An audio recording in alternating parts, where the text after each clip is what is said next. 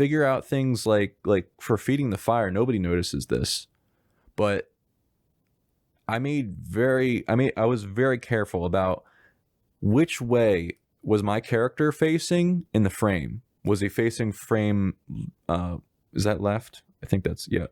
For you, that's left. Facing frame right.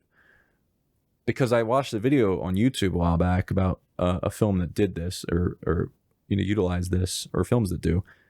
When the character's facing frame right, because I think it's probably because most cultures read from the left of the page to the right. So they perceive that as progress. Now, the opposite, reading left to right, is the opposite of progress in most cultures. And so when a character was making progress in terms of he was moving towards his goal, he was facing frame right. And then when he wasn't, facing frame left. Now, that was a bitch to work out when we're shooting, because at one point, when we were doing a diner shoot, I was like, you know what?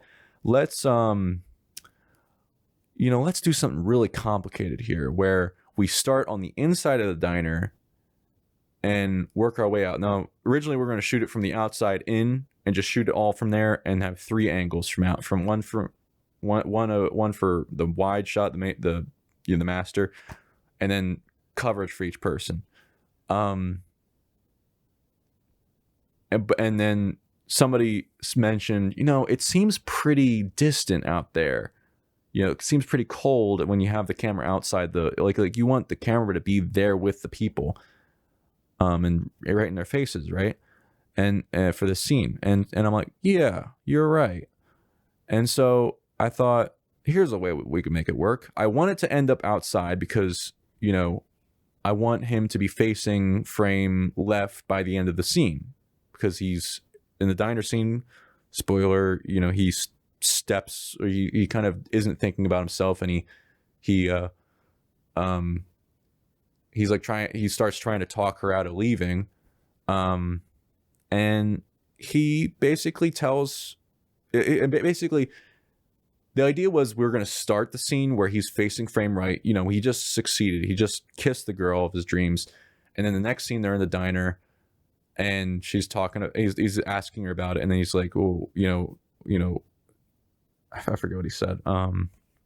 Jeez. The lines are out of my head. Yeah. So he's just like he's questioning it. He's questioning what her decision. And she doesn't like that, immediately. But we thought there was a way to transition from the inside to the outside.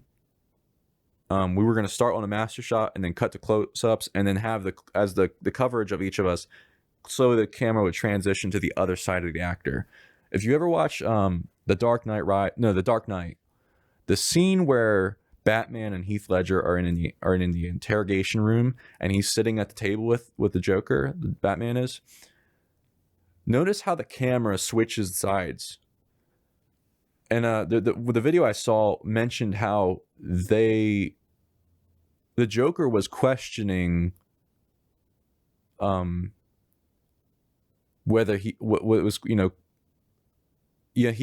I think he was questioning right and wrong with Batman or something, or he was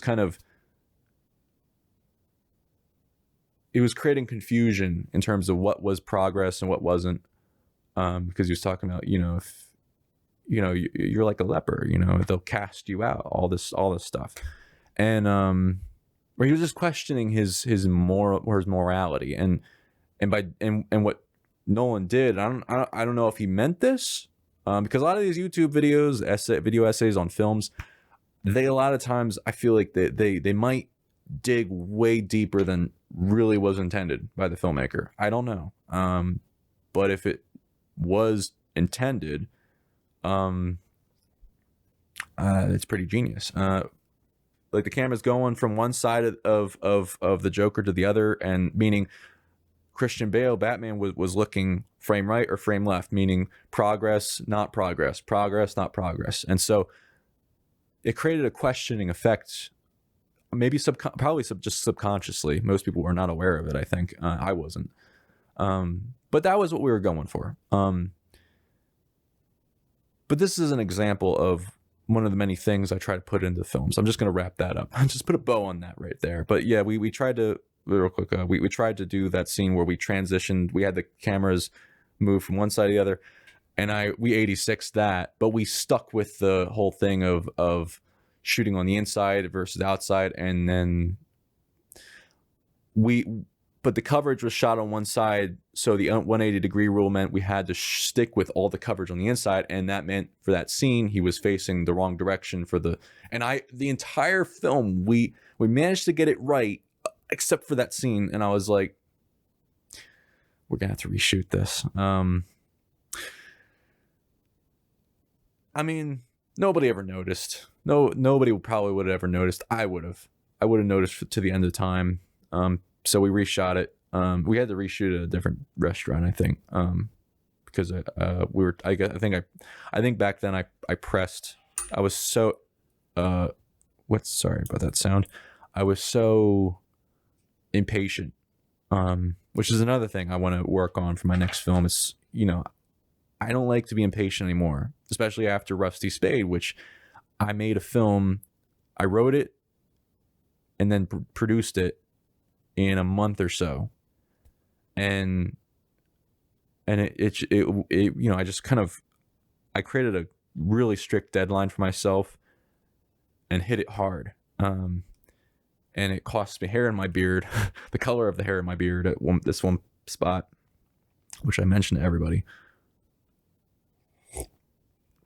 And yeah, no, I don't like doing that anymore, as I try to avoid it. My name is Thomas Proffitt. I'm a filmmaker based outside Philadelphia, PA, and I'm looking to create a life for myself writing and directing films.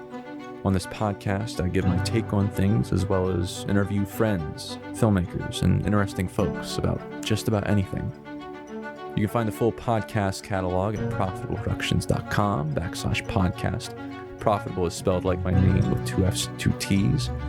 You can also find clips from my episodes there, as well as my films. I hope you enjoy this podcast. Tom Proffitt Take.